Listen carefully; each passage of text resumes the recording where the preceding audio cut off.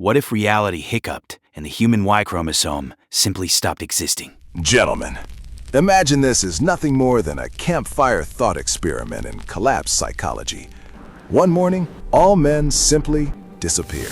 No war, no hate, no villains, just a quiet system failure. Billions of women wake up to an echoing silence. A still warm bed with the indentation of a husband's body. An empty crib where a son was just sleeping. A dropped controller on the carpet. An empty chair where the father, the plumber, or the soldier used to be. And the cherry on top? That disassembled engine in the garage he promised to fix last year. Now a permanent monument to "I'll do it next weekend." Welcome to the permanent matriarchy. You think it's a feminist utopia? Let's check the plumbing. The world didn't end that day, but the service department of the human race was permanently closed. No more mansplaining how a vacuum works.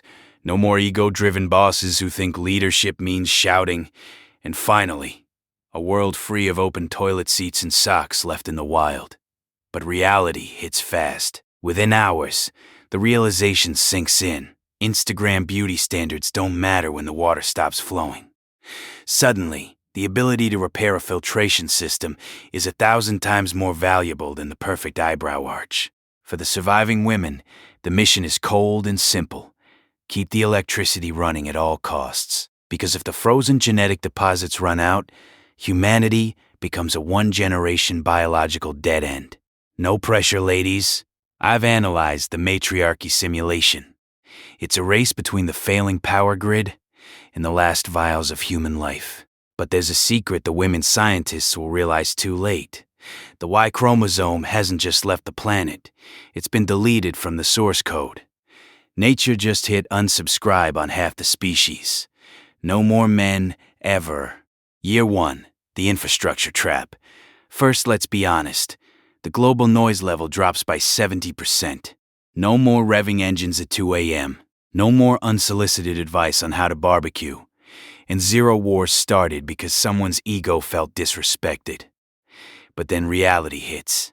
We, men, like to think we're visionaries, but mostly, we're just the guys who crawl into sewers and fix high-voltage lines while swearing at a wrench. With 100% of the heavy lifting gone, the world becomes a giant IKEA cabinet with no instructions and missing screws.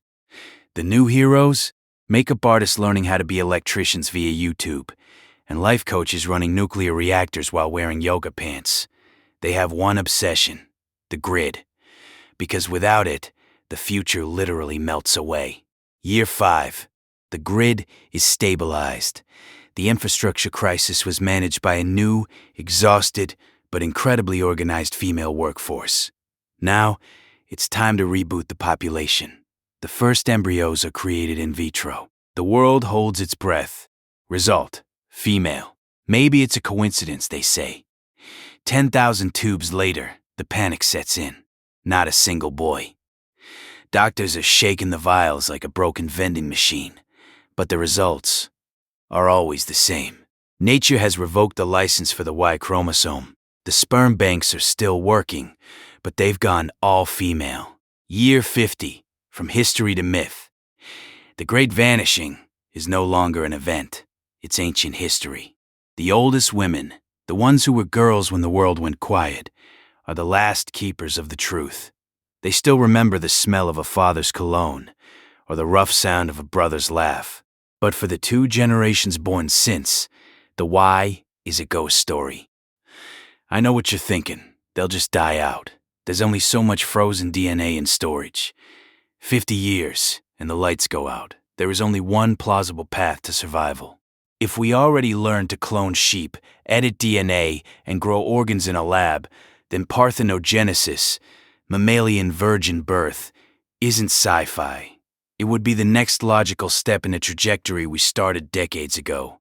If you bypass genomic imprinting and stabilize a diploid egg, you don't get the end. You get a reboot. But without parthenogenesis, humanity wouldn't have a century. It has 1 generation, maybe 2, before the clock starts running out. So let's imagine women can fix it. Homo XX, 200 years later. The pace of technology might slow down. And maybe that's not a tragedy. Mars was for dreamers. Most people just want working lights, clean water, and a quiet horizon. A new genetic branch, a new behavioral profile, and a new evolutionary strategy have taken root on Earth. In a world without men, a specific mechanism of selection vanished. High-risk competition, status-driven sexual selection, and constant pressure toward dominance. It wasn't the superior mechanism, nor the inferior one. It was simply the volatile one. This new civilization will study men, not as enemies, but as an archetype of chaos. They won't demonize us. They won't idealize us. To the new women, we aren't missed. We became an evolutionary chapter, archived somewhere between dinosaurs, mammoths, and obsolete operating systems. As the saying goes, history became legend. Legend became myth. Young women walk through museums, looking at neckties, razors, and heavy machinery, as if examining artifacts from the old world. They wonder at the frantic, reckless energy of the past, now replaced by a calmer, more synchronized rhythm. Diplomacy in women's world is not an ego-driven geopolitical chess. Military spectacle fades.